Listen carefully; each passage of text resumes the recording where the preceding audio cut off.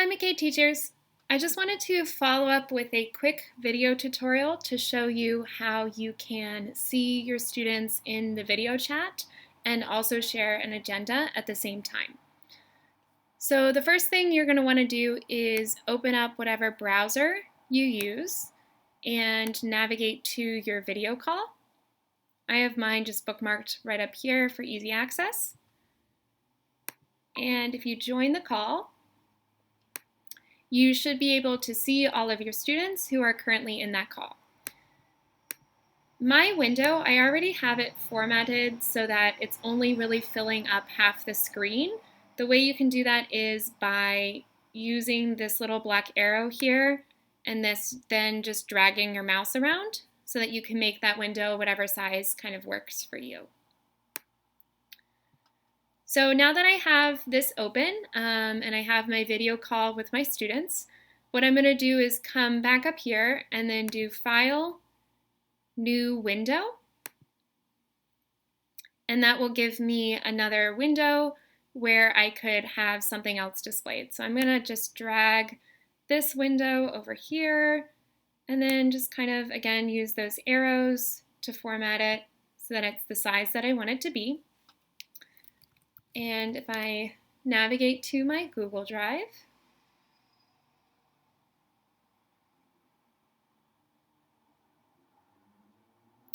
over here I can just pull up whatever it is that I want to share with students.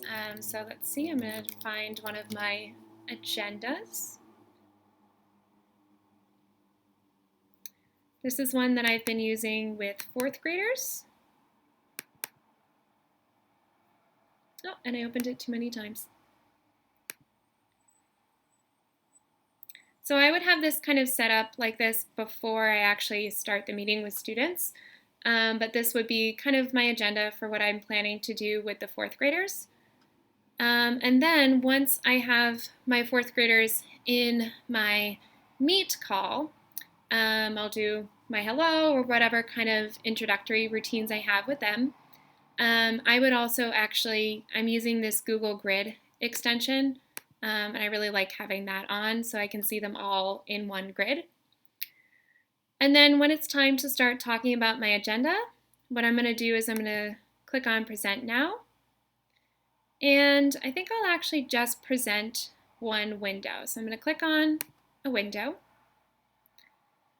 And it gives me the option that I can share the agenda screen with my students. So if I click on that and then click on Share,